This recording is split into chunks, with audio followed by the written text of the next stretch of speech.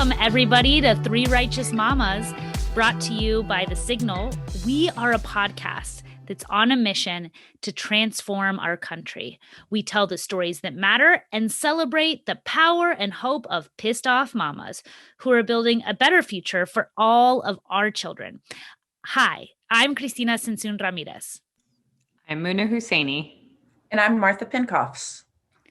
And we are so excited to be talking to you today. We're going to be talking with an incredible guest coming up later, Sally Kohn, who is going to talk to us about how we pull our country and ourselves together in this really incredibly divisive moment that we find ourselves in. I want to remind people to please subscribe and write us a review. We love hearing what you all think, what you like about our podcast. And please share with other righteous mamas or papas out there. So we just came off a really crazy time here in Texas. You know, we're already locked up in pandemic. And I don't know about you, but I have felt like heightened need for alone time sometimes. Even though like I'm alone from the world, I am in my house with Santi. And I posted this picture of like, I just wanted the other day to go to the bathroom by myself. 5 minutes of luxury, 2 minutes tops. And Santi was like, no, mama, I'll go with you. And he's literally already like trying to sit on my lap at all times. And I was like, no, mama's going to go by herself. And then he was pounding on the door and then his little fingers came in underneath and it said, and he was going, mama, open the door. All I want to do is give you a hug and help you. So I posted like, this is so cute. But then Martha was like, yeah, that shit is also exhausting. And it is. It is. It's simultaneously so sweet. Like the desire to be that physically close. But like, I get to the point where like I've hit my limit on touch and like, I can't have any more hands on me and I need to like move my body freely. And at the end of the pandemic, when our water finally came back on, I was like so excited for a shower. I've maybe never been that excited for a shower in my life. And my wife looked at me and she goes, hey, why don't you take one of the kids with you in the shower? And I was like, not only no, but hell no. I will not know. I can't. I love them so much. And no, I love you so much. I want to miss you. Just a little bit. That I need to miss you for a minute. Oh, yeah. Y'all. We had no electricity for 4 days and it was freezing in our house. And then our neighbors got water back. Ours was still on and they were nice enough to say, sure, come over to our house and shower. And I don't know how my 5-year-old ended up coming with me. And I just thought, okay, whatever. I'll like let him watch videos and I'll take a shower. And then he ended up with me in the shower. And I'm telling y'all, it was like the worst thing ever. Like it was, I couldn't get him clean. I couldn't get me clean. He was crawling all over me. There was no space. It wasn't even slightly like restful. It was just a horrible experience. I don't even know why. If I hadn't showered in so long, like I almost would have been like, forget it, I'm not going. But that's how desperate I was, but never again. Oh, I can only imagine like the 4 days coming off of that and your body's already like stressed out. Your muscles are ached. You just want to like be clean and warm and have a moment where you go, ah. And then there's this little person that's like, mommy, I need this from you. And that's, I think, the thing about COVID is like your kids are around you all the time and loved ones that I think all think like my job is to help them find whatever they need and like whatever comes at the top of their mind. They're like, hey, I'd love this toy I haven't seen in 6 months. Can you find it for me? And partners that are like, my keys, why aren't you helping me look for them? Like, because I'm not like sitting here just waiting for you to ask me to do something. Please leave me alone. Please. I'm not managing that. Oh. Yeah, there were times where I just felt like I was being pulled apart because, you're already depleted from COVID and like we're social distancing pretty hard. And then this storm hits and like you have nothing else to give. And then you're like, okay, I'm just going to like sit here in my bed with my 3 layers of clothes and my 2 blankets, and maybe I can just be by myself. And then my kids show up and they're like, Mommy, what are you doing? And I'm like, no, go away. I don't want to move. I just got warm. Oh. I have to say that, like, in the last year, the bathroom has sort of become my sanctuary, which is such a weird, it's weird. It's But not it is weird. like, It's just like, one of the only places where I can just like go away and be. And I don't know if y'all have seen I think it's the movie This Is 40, but like in This Is 40, the character is in the bathroom on his iPad. And the wife is like, you're not even going to the bathroom. Are you going to the bathroom? oh, yeah, I've seen that. Yeah. And he's like, leave me alone. He's like, this is my yeah, time. I am. And I really identify with that character. Like, yeah, there's times where I see text messages coming through from my husband and I'm like, oh, are you in the bathroom? Is that like your like time to work thinking? alone? Oh boy. We're going to miss it though. We I will are. say, like, anytime I'm like, okay, I need a second. I'm also like, how long do I have this little guy that he thinks I'm the coolest person in the world and he clings to me? You know? Totally. Like, it's really only a flash in your life. And then before you know it, they're teenagers like trying to get away from you, being like, drop me off down the block so nobody sees you're my mom. Yeah. You know?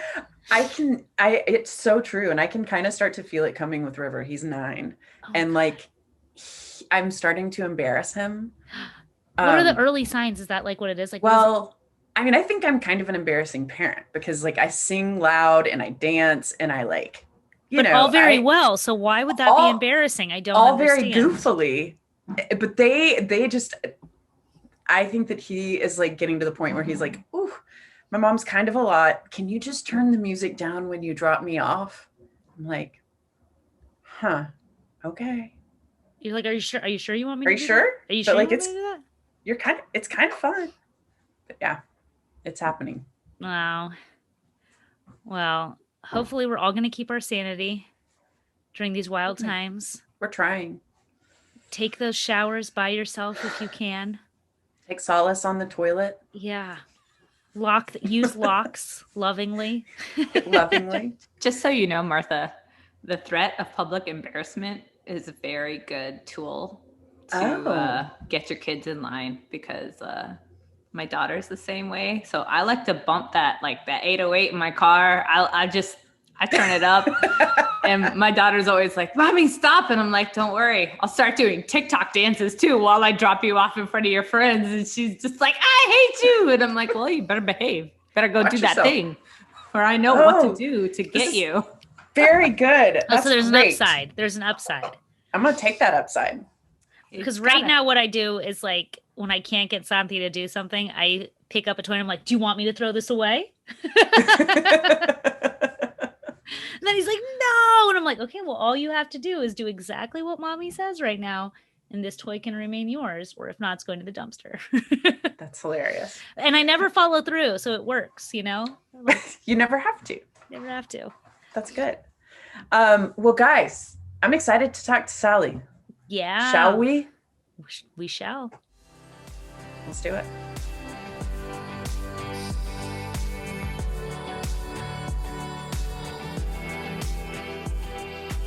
Today, we are so excited to talk to Sally Kohn.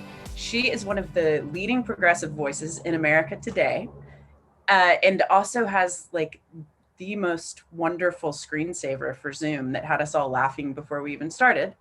And a frequent guest on CNN, MSNBC, and Fox News. Sally's first book, The Opposite of Hate, A Field Guide to Restoring Our Humanity, was published in April of 2018. Sally is a popular keynote speaker at business conferences and college campuses talking about political division, hate, otherizing, diversity, and identity, and how we can solve the deep problems of our past and present. You can follow her on Twitter at Sally Kohn, also on Instagram at the same handle. We're going to talk to Sally about pulling our country and ourselves out of this divisive moment where 74 million of our fellow countrymen voted for Donald Trump. So let's do this. Thank you for being here. Well, it really felt like optimistic. I was like, and then you reminded me of that. And then like, it's go. And we're like, All in the right. next hour, we will solve all these right. problems. Yeah. Okay, I'm gonna need a You're pillow sitting up for this under. one. I'm gonna need a pillow under my computer for this. Yeah, none of our lower backs are going to be okay. Never it's again. Fine. Also, can I just take a moment to say, Martha, that I just love the name Martha, and you don't meet a lot of Marthas, and I'm a big George and Martha fan. Oh. And we're actually doing my partner, believe it or not, is making split pea soup tonight, and we are doing a dramatic performance of George and Martha. Are you and of serious? course, the split pea soup book tonight for dinner. Oh no, serious. Totally true. Is that the children's really book? Cute. About the hippos? About I thought so. Okay. Yeah, children's book about the hippos. I was thinking, was it like old school TV show? I was like, George and Martha. George and Martha. It should have been, but no, it is a children's book about two hippos who are best friends, but not romantically involved as far as anyone could tell. Well, we don't know. We don't know. Or are they? I don't know. Yeah, the one is, well, we were saying earlier, I have a 12-year-old daughter. And as Muna might identify with, I would like to cover every mirror in the house. It's a little better during the quarantine because she's still like, so much time is spent. And I was never that girl, so I can't relate, but it's fine. But anyway, there's a George and Martha where Martha spends so much time looking at herself in the mirror that George like sneaks in and he paints this like hideous, disfigured picture of her in the mirror to like frighten her into thinking like, if you look in the mirror that much, that's going to happen. And so of course we evoke this for our child. I'm sorry, I'm down a rabbit hole, guys. Linear thinking during a pandemic is very hard. It's very challenging. It's out. I'll get us into the first question that we ask every guest is, how did your mom or a mother figure shape the way that you engage with the world? Which I can think of like many, let's just pull back the curtain for a second here. Let's do it. Like many questions, right? When you're thinking of a response, you're like, well, I can go this road or I can go this road. So I could go my mom inspired me to order takeout as much as is humanly possible. And that vegetables come either in cans or from the freezer. I could go like that road. Right. But no, the truth is so I grew up in Allentown, Pennsylvania. My mother, Melinda, only child. I'm an only child. My mother was not an only child. She was the middle of, with an older brother, younger brother, and her parents, who were royal pieces of work, had a store, like a Main Street store called Jerry's Bargain Store in New Jersey growing up, and they made her work in the store. Her brothers did not have to work in the store. My mother had to work in the store. She worked the cash register. They even made her, when she went off to college, come home on weekends to work the store. These are the same grandparents who also would like leave my mom and her siblings when they were like, starting when the oldest was 12 years old, they would just leave them for 3 months every summer, like leave them home alone. What? So I mean, these are like, they were special, but the point is, and so my mom, what was interesting out of that is because she had to work cash register back in the olden days when they weren't computerized, she got really, really good at math and ended up becoming a mathematician and one of the first computer programmers. And certainly one of the only women. So she like worked on the first ticker tape, like programming for like a, whatever called the ticker tape. I don't, that thing, that's that so scroll. Cool, yeah. But like worked in AT&T and Bell Labs and did all these things at a time when there really weren't that many women in math or in computer programming at all. And growing up was one of the only women, one of the only moms who worked in our community, because we, again, I'm sort of both dating myself as old and also whatever the dating word equivalent is of like, I'm classing and racing myself, right? I'm talking about like in an upper middle class white community, or at least our upper middle class white circles, she was one of the only working moms, to the point where like couldn't find daycare, and little Jewish me went to Christian daycare because that was all there was. Right. And that's why I know the Bible better than I should. So she really, and by the way, growing up pretty early on, made clear to me that she earned more than my dad, and that my dad was fine with that. And so a very, very strong, has her own issues and challenges in terms of like bucking the system versus going with the flow and sort of all of that. Like, she's not a radical in any way, but was very much a strong role model for kind of blazing your own path against all odds. And I'm proud she's my mom. I love that. And her name is Melinda? It is. Melinda Kohn. We like to say correct. The names of the mamas. Oh, her name is Melinda Kohn. That is it. That is her name. Cool. Thanks, I have no Melinda joke Kohn. About that. No need. Sally, the other question I have is just like, I love learning how other queer families got formed. So I'm curious if you'd talk about how your family formed. Oh, that's a lovely question. Yeah, thanks. Well, fun fact, if we go back to my mom and my dad for a second, there was and I'm sure, Martha, you were, there are all these queer references that kind of are starting to not make sense to a younger generation. That's hard for me. Just like there are a lot of cultural references. Yeah. I'm like, what do you mean you don't know what a slinky is? Like, what? Anyway, what? But there was a long time, over 10, 15 years, where if you called the P flag, Parents and Friends of Lesbians and Gays chapter in the Lehigh Valley of Pennsylvania, you got my parents. Are you serious? Oh, no. So my parents are, I will put them up against any other parents as the most queer supportive parents in the universe from day one. And they ran their P flag chapter. They started another P flag chapter. They chaperoned the queer dance. The dances. That's so dad sweet. Took his best friend who finished her post-op transition at their house, takes his best friend, she's his date, to the queer prom. My dad joined a gay car club for a while, which I didn't even know was a thing. My parents both helped found the community center, the Lesbian, Gay, Bi, and Trans Community Center in Allentown. My mom now takes lesbian art classes. What's the lesbian art class? I don't even want to talk about it. They're oh, that's so sweet. I love that you had that experience. So they were like, start a family, please. Yeah. You didn't have to talk them where, through the mechanics of it.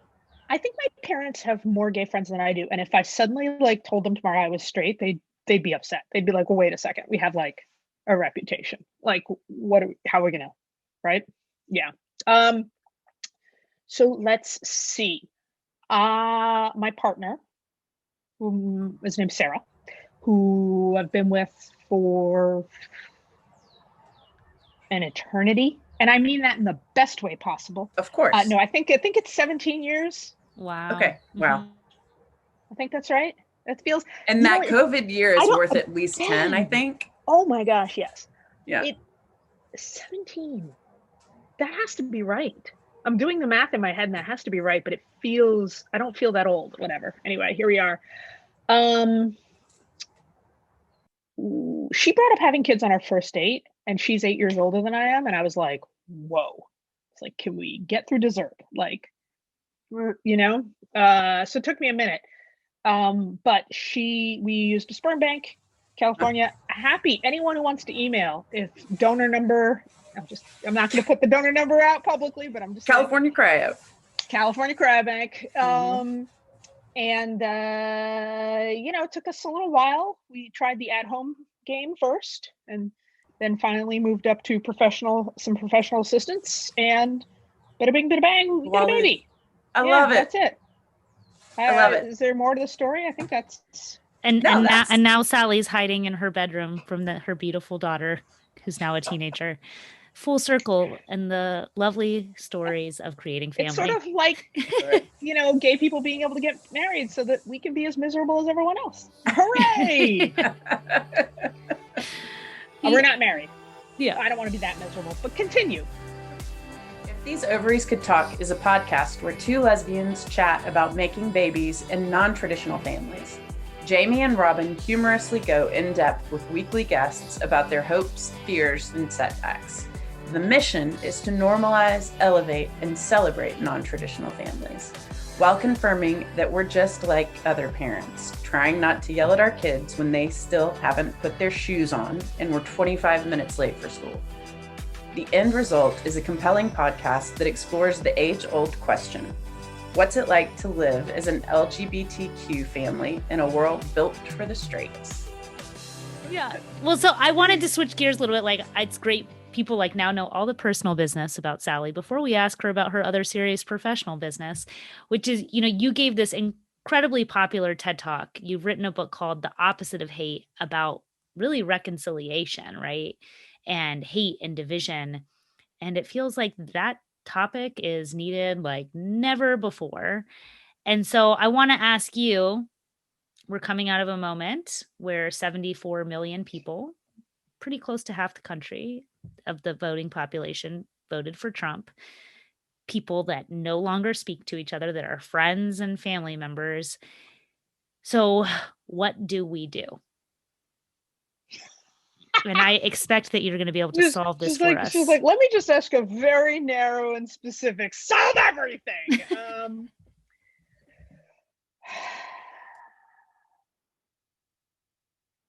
So I never want to minimize. First of all, I don't think we're coming out of a moment. I think we're in a moment. We're going to be in a moment for some time. That's a good word. And I never want to minimize the hardship and suffering that comes from the views and actions of people on the right, including the people in power and those who support people in power. And, we could spend an hour just listing out the harms and dangers and that the right has inflicted over the last 4 years, and certainly over the last 40 years in our country, and even longer. And certainly that pain, what that means to someone personally when they feel that their family member or friend or neighbor has in some way endorsed, ratified, or just made that easier. That's it, full stop. And so part of the answer, right, is that acknowledgement, right, is owning that real pain and real impact of what we're talking about here, because this isn't just like, oh, you like Pepsi and I like Coke. This isn't divisiveness for the sake of divisiveness or trivia, right? I mean, this is real and it's felt. And so, the challenge, right, sort of even laying out that challenge, what do we do, just requires so much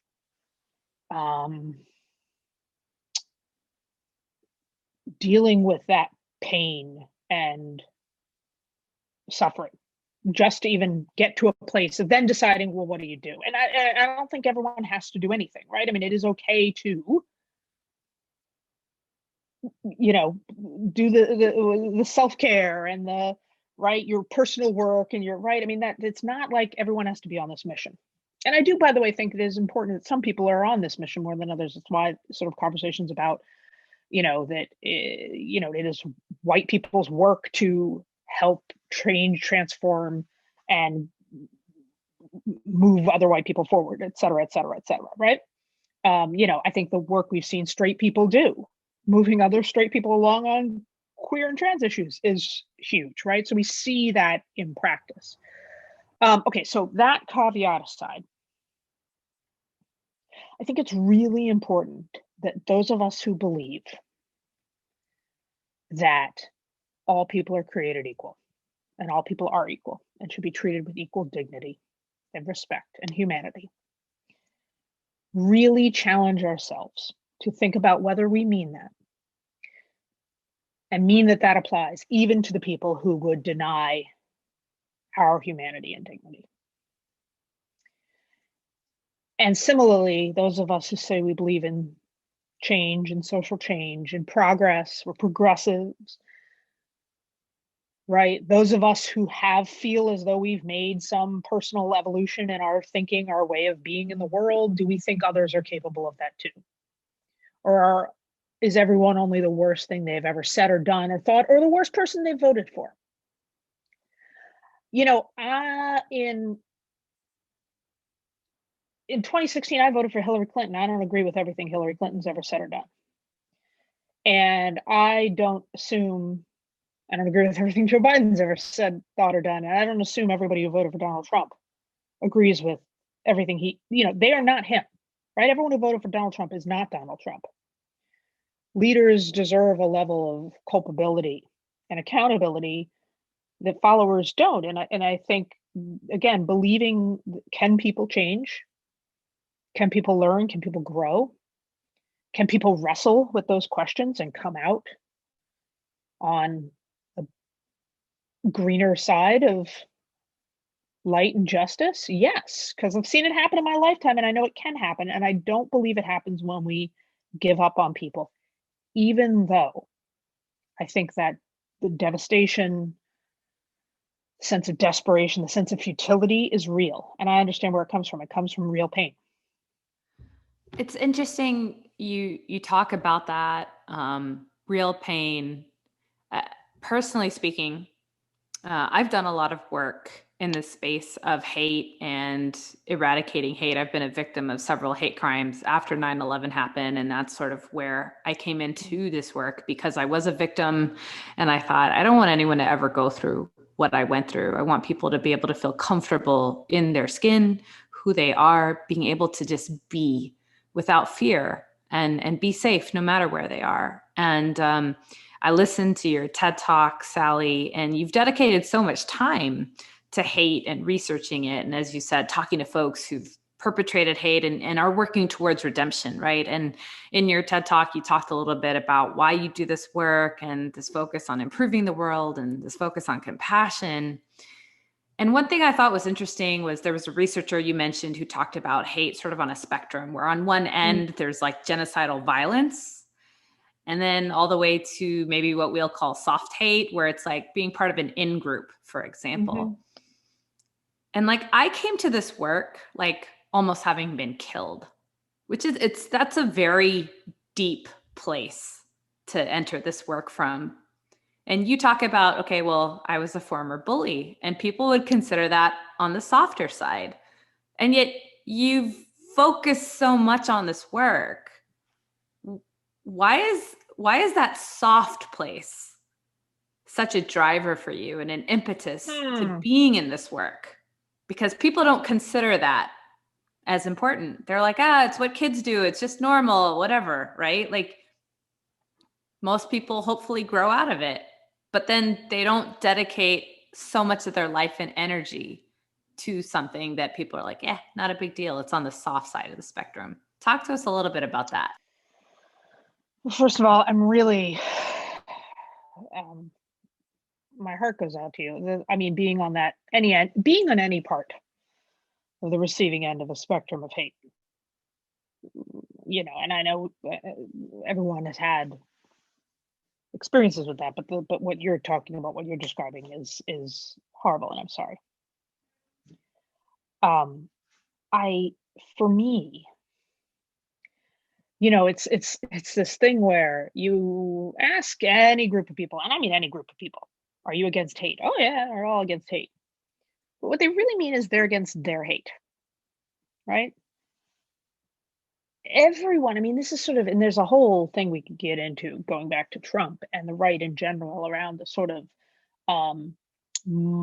they see themselves as victims of hate, right? Oh, Trump is hated by the media, straight white men are hated now and can't say anything, right? Like these are very deep tropes. And by the way, not all terribly new, right? I mean, even if you actually go and you talk to current neo-Nazis, they don't see themselves as hateful. They see themselves as the victims of hate, right? Oh, our race is under attack, our way of life is under attack, our culture, we're becoming a minority, right? They very much, not justifying the beliefs, but it's right. So, and part of what happens is when you get to kind of a mainstream, because I'm not the person who's going to talk a neo-Nazi out of being a neo-Nazi, because I don't understand why there were one in the first place.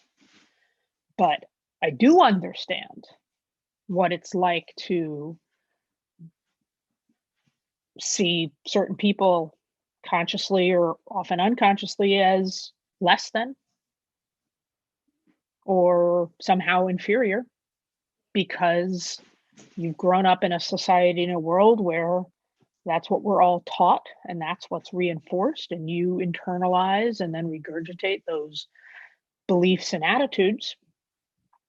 And your group is, and how that translates into in groups and out groups and otherizing and all of that, I can relate to that. And what I think happens is that a lot of us who say we're against hate writ large in some mega macro concept excuse or explain away our own participation or complicity in it. And that to me is where it's really dangerous, right? Because like you go to cases where, as you brought up genocide, you go to examples of genocide and they didn't start as genocide, right? They started as a handful. This is something someone said, a philosopher said to me who studies these things, said to me in the book, where she said, they don't call them mass atrocities because a handful of, crazy people do them. They're mass atrocities because masses of people led them. Mm-hmm. And for that to happen, a lot of good people, right, like me, or like the people I'm talking to, people who think themselves against these extremes, had to have in some way, shape, or form participated, helped, looked the other way, right? And that is where it's dangerous. And again, and look, we can, one more example. We look at systemic racism in our country. Even in policing in Democratic controlled cities, right? Where you say, oh, well, okay, bad apples, bad cops, like the reason we have systemic issues in hiring and promotions and college admissions and school discipline and policing, and right, can't just be because of a handful of overt, intentional, deliberate bigots. It just can't be. There aren't, thank God, enough. So it has to be because the soft forms somehow congeal and ossify to enable that the broader institutional, deeper, enduring forms of hate to take hold and to remain in hold. And that is where I think a lot of people can engage, but don't think that they can. And they don't see that connection between themselves and the systems. It's the trickle-down economy that is working. Right. Like, oh, trickle-down hate. Ooh, Muna. Ooh. You're welcome. I think I know your book title. Yeah. I was totally. Do you like coffee and good conversations? Then check out Café con Pam. This bilingual podcast explores the stories of people of color who break barriers, change lives, and make the world a better place. Listen to the stories and conversations led by Pam and her guests, while you enjoy your favorite cup of coffee. From entrepreneurship to being a mom in academia, you can learn, cry, laugh, and be inspired to take action with these episodes. Find Café con Pam on your favorite podcast platform, or check us out at cafeconpam.com. I mean, I feel like we actually talk a lot about this as like moms and wanting our kids to be able to take stands. And but at the same time, like Muna, Martha, and I have talked a lot about that it feels like sometimes people that are on our side are participating in a way that kind of like silence or cancels other people. And I get why, like, there are people that have caused harm and we want to make sure they can't cause that harm again. But it almost sometimes feels like a weapon that's, as a community organizer, my challenge with it is, and you also were a community organizer, is that I had to work with people that didn't see the world the way I did. I had to work with members of unions and of community organizations that did have sexist, homophobic, and racist thoughts. And the reality is that many people that say they don't have those thoughts actually have those thoughts.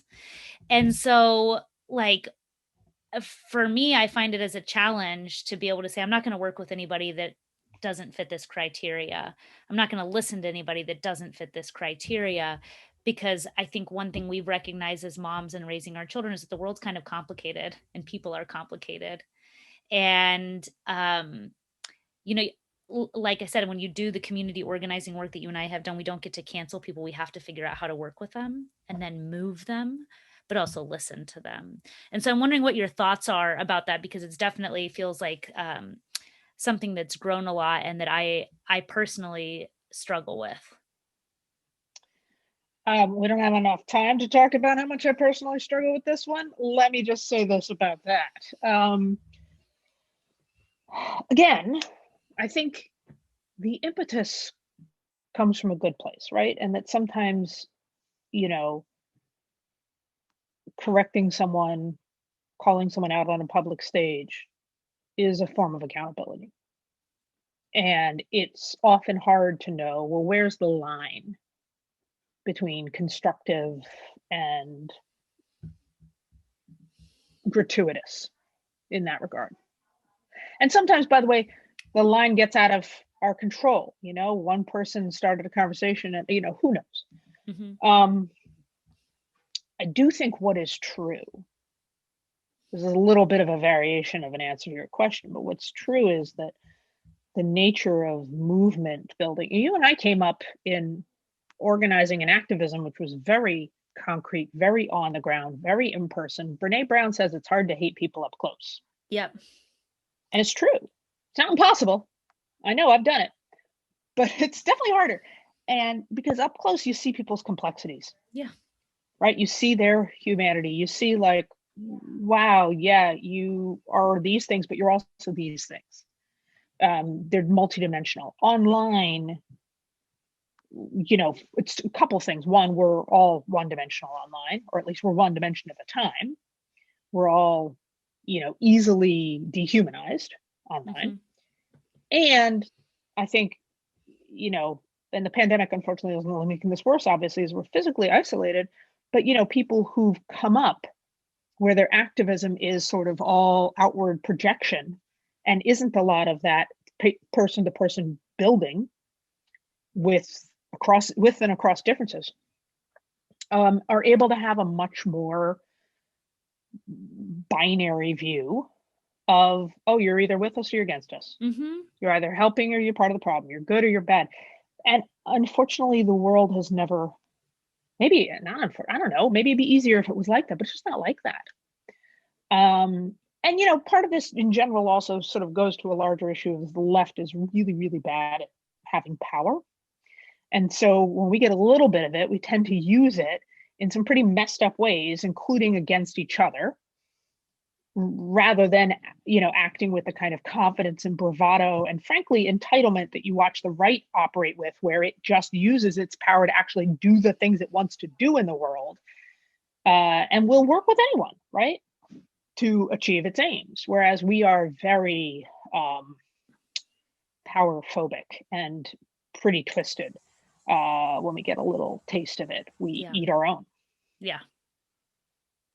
It's so interesting to contextualize it in the binary, because we talk so much right now about the binary in terms of gender and like how much space there is in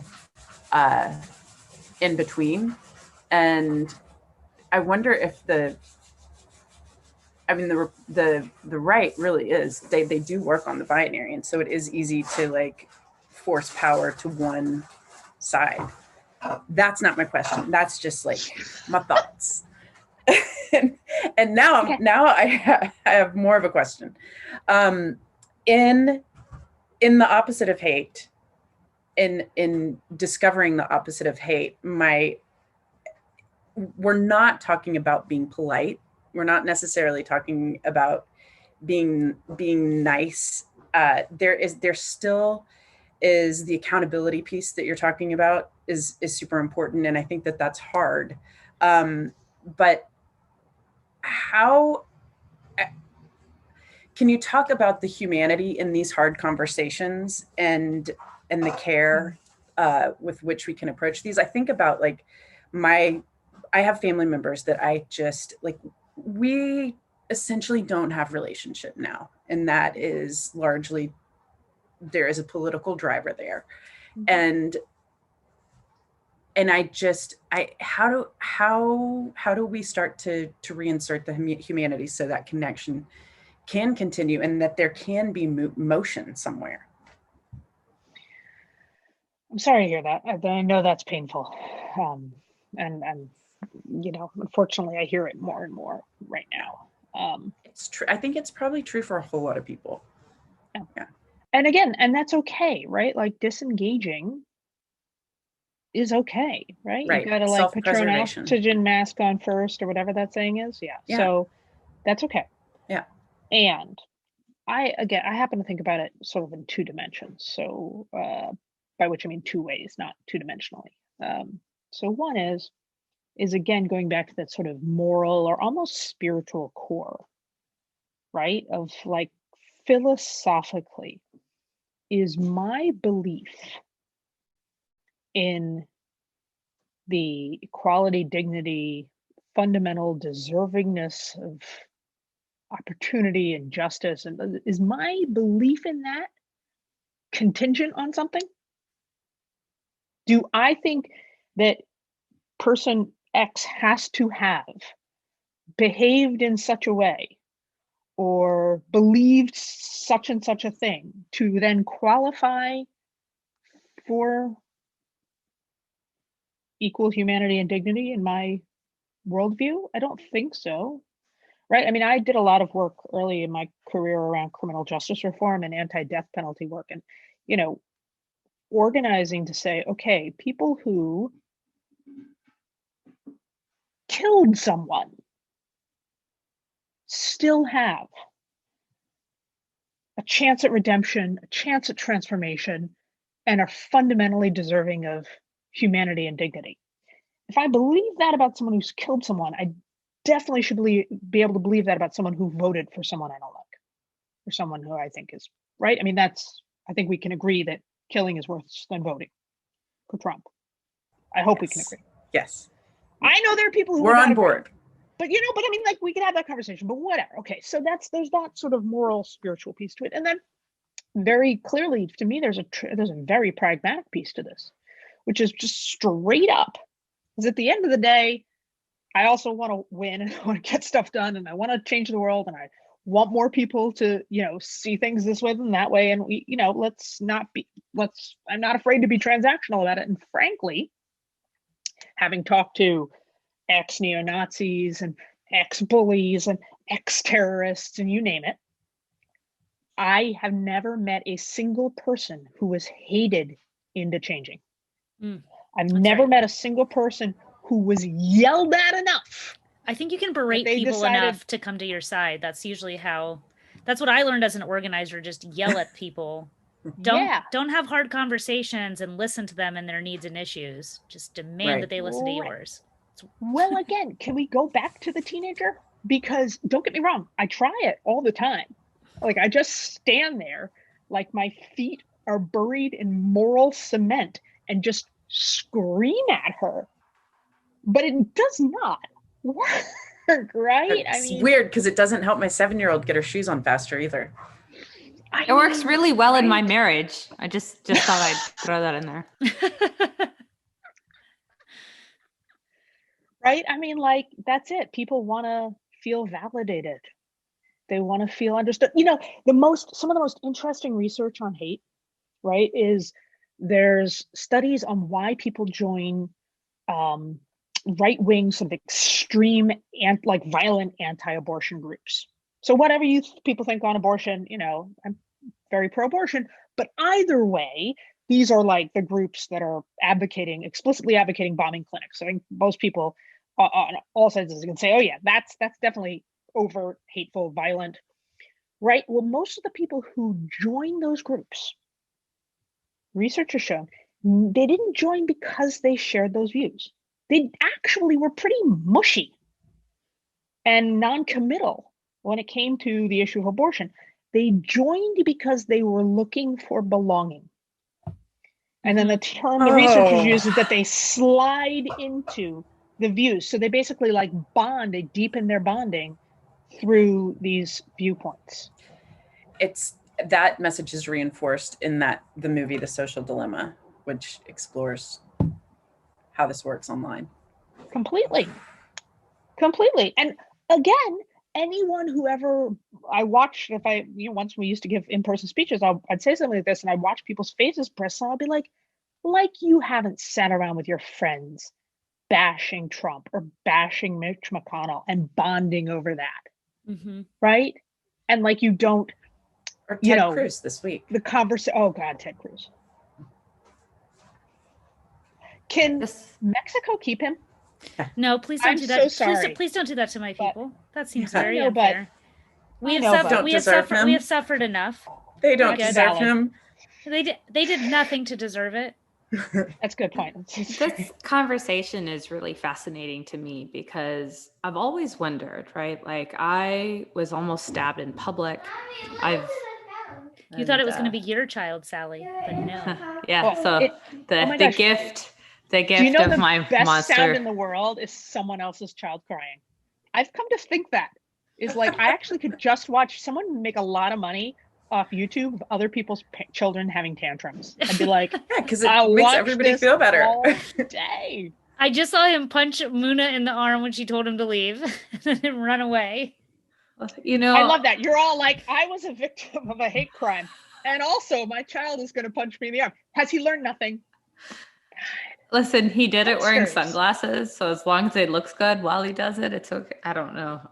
I'm done at this point of like pandemic and like being locked in my house with like no power and no freezing. I'm just like, whatever. Like, sure. I was going to say earlier, as much as I'm sitting here laughing, is that, I was almost stabbed in public by a stranger. I've been run off the road while I was driving. I've been yelled at and humiliated on it. Like the list goes on. I've got like this really awesome laundry list of ways that I was victimized. And I always just thought like, how did that person get where they were? Like, after that person almost stabbed me in public, did they go to like a bar and hang out with their homies and like high five each other over drinks? And then like, what were they doing before that moment? Like how many conversations did they have where someone else could have done or said something to be like, that probably isn't the right way to go. That isn't the right way to think. Cause like, they didn't just wake up one day and go, I'm going to stab this Muslim girl that I see walking in public with her friends. Like there was a road they traveled to get there. And I think that all these softer conversations are what lead to these points, right? And, there are these extreme moments that happen, but these softer moments are moments that we're part of all of the time, even if we're sitting here being like righteous, because you're right. Like we do participate in these moments all the time. And it's probably hard to be like, oh, this is, because like I also have been really angry at like Ted Cruz and Abbott and Perry for saying the things that were said this week. Yeah. And so one of the things we try to do is connect our listeners with what can they be doing right now in our homes with our kiddos, so we have agency and that we can be drivers of change, right? And, if I were to make this just simple, right? We usually think about like bullying and hate where there's the person doing the bullying and then there's the bullied person. But in actuality, there's a lot of people who fall out of the frame because there's the bystanders, right?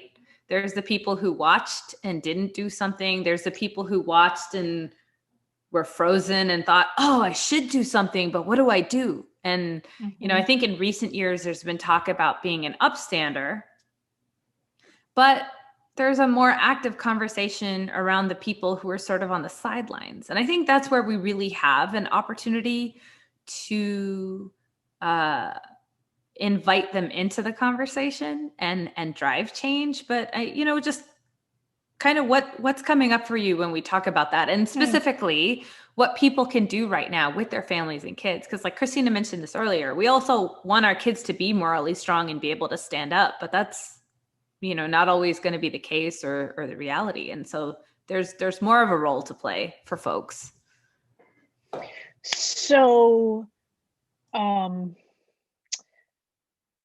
again, I'm thinking about this philosopher. Her name is Elizabeth Minnick. She was a disciple of Hannah Arendt's and studied under Hannah Arendt, who of course studied how it was that seemingly well-meaning, not overtly hateful people in Germany could end up enabling, participating in, and pushing the buttons for the Holocaust, and then studying the aftermath of that. And what Hannah Arendt and then Elizabeth really highlights this in her work studying other genocides and other sort of mass atrocities. What she talks about is learning to think without a banister. And it's such an interesting, because we talk about like systems and implicit bias and all over, but we don't really think of them as a structure, as a thing that we regularly kind of lean on as we go up and down the stairs of our daily existence. These assumptions about certain people being more worthy than others, certain people being more inherently smart or not, or this or that, or are assumptions about who can change, about our own agency, about the agency of others. I mean, there's just so many, and they're layers of them from our own childhood and our own experiences, and then of course on top of hundreds of years of certainly history in this country and human history beyond that. And that this I think of it as this crumbling, decaying banister that we nonetheless keep clinging to. And we don't know where it's leading. I mean, we do kind of know where it's leading us. It keeps leading us in really dangerous places. So part of it is, I think, conceptually learning to and building in our children as best we can this ability to kind of stop and see the banister and talk about and notice it. And then what does it mean to let it go? What does it mean to look at it from this angle, from that angle? And that can take lots and lots of forms. So I'll give one example. One of my proudest moments as a parent was in the lead up to the last election. I was in a conversation, I can't remember who I was in a conversation with. And I heard something that some Trump supporter had said in a news article or a radio report or something like that. And I made so anyway, there's this radio piece and some Trump supporter said something that was horrible. And I reacted in some appalled and nasty way about it. And my daughter, who at this point was 11, says, well, he's probably just a product of how he was raised. And if he'd been raised by you, he might be feeling differently like I do. But he's not a bad person.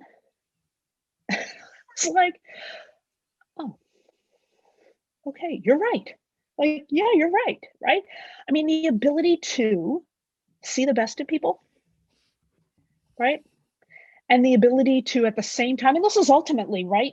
It goes back to the answer to your question, how do we come together? Well, we have to find a way to see the best in others while seeing the possibility for growth in ourselves.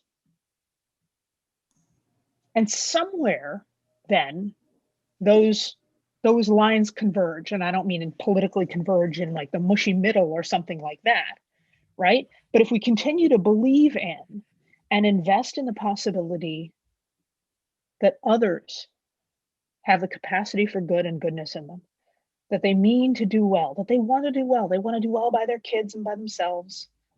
Most people aren't intentionally cruel or unkind or mean. And if we can find faith in that idea and hold on to that idea in the case of specific people and specific examples, while at the same time helping ourselves and our children be constructively critical, not in a self-flagellating, pedestal of wokeness kind of perfecting kind of way, but in the sense of like, I recognize I am not flawless and imperfect, and perfect. And I recognize that they are not only flawed and doomed. Mm-hmm.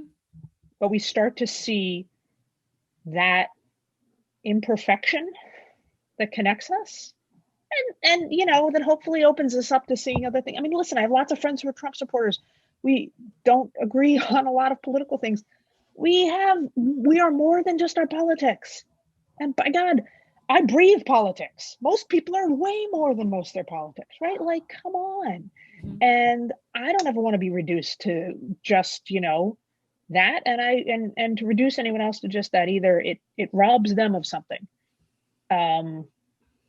So I don't know. There was somewhat of an answer. Now my dog is barking. Now the kid is yelling at the dog. Good God. It's breaking down. Well, I actually really appreciate your answer, because that's really how we build a world for our kids, is holding space for folks, that not just folks, even for ourselves, we are more than our worst mistake. And it makes me think of Brian Stevenson and all of the work he does and his book, Just Mercy. And we are all, like when I heard you talking earlier, what you said is like, we are more than our worst mistake. I think that's the personification of religion, and people forget the spirituality and focus on the dogma, and then the point gets lost. And I'm not here necessarily propagating or trying to proselytize anybody, but I think people can focus on the bottom line there. We are more than our worst mistakes, and if we believe that for ourselves, if we truly believe that for ourselves, then we will believe that for other people. And that shows up at home in the micro and then translates outside in the meta. And I think that's really the thread we have to pull and continue to pull to then take it further and give that gift to our kids, right? Because well said.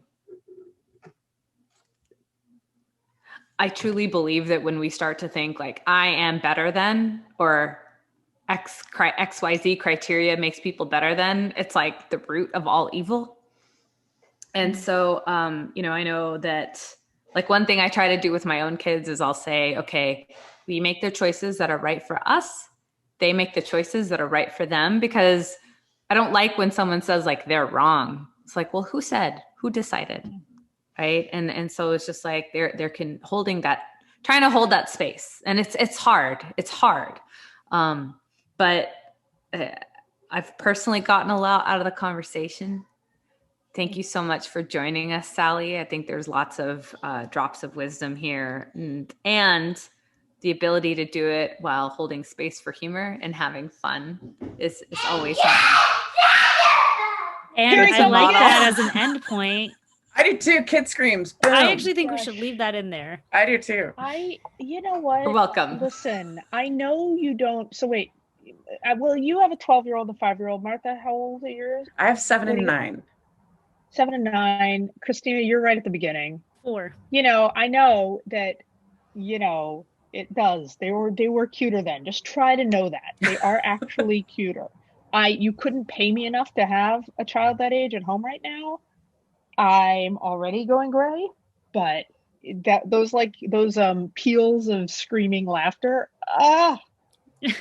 sounds so much better than the slammed door that I don't know if you heard in the background, but peals of laughter better than slammed door every day. There you go. There you go.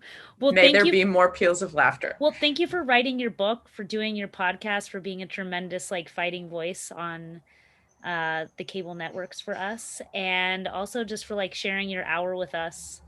And thank you, thank you. And people Well, should go buy thanks Sally's for book. being. Oh, yeah. Well, go ahead. Yeah, do your thing. Sorry. No, people I should said go buy thank you. Sally's book. Yeah, do that. Okay, yeah, go buy my book.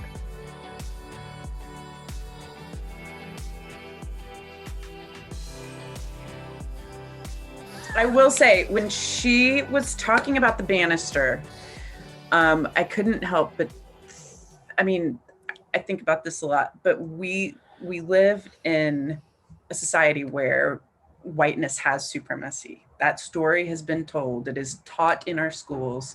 It is told in the stories that we watch on TV that whiteness is superior, safer, all of these things.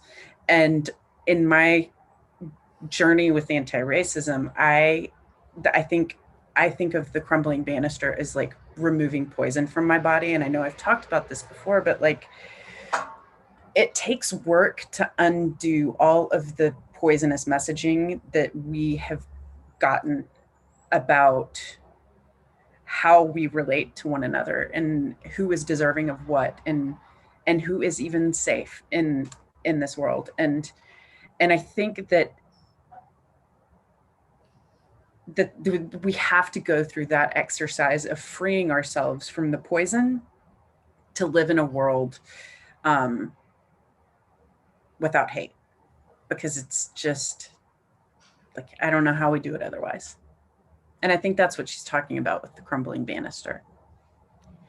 You know, for me, what I walk away with is just like, I feel like a lot of people are having these conversations now about not just about like how we have more diversity and different voices at the forefront, but also doing the work ourselves to not write people off. I really do not believe that people are disposable. And I can't believe that about immigrants or people in the criminal justice system, and then choose to believe that about folks that voted for Trump. Like, I just think that that doesn't, at the end of the day, that doesn't serve like it doesn't live up to the values that I say I adhere to. And two, like, it's, at the end of the day, we've gotten to this place as a country in huge part because we were not able to like have hard conversations, wrestle with what people were going through and seeing people's perspectives and honoring that pain, but then also working to move people. I just, at the end of the day, like, it only serves the interests of people that are already in powerful positions and the elite and the wealthy when we can't see our common interests and our common values. And at the end of the day, every single person wants the same thing for their children. They just like want the basic things for our little people to be like safe and healthy and be respected for who they are. And I refuse to give up on, there's some people that you're never going to move, right? Like diehard neo-Nazis, you're never going to move them. But I think of people like my old neighbors in the town that I grew up in, that was like, or was born in Appalachia, Ohio, that like, you know, a lot of them voted for Trump. It's Trump country out there, but they're like good, kind, caring people. And if I'm not in their ear saying something else in a place not of judgment, but at a place of like love and caring that still sees their humanity and all of their complexity, then they're not hearing it from anywhere. Yeah. And at the end of the day, that just hurts the communities that I say I care about. So we've all got to do the hard work. And so there's this incredible opportunity for us all to do that. So thanks to Sally for joining us.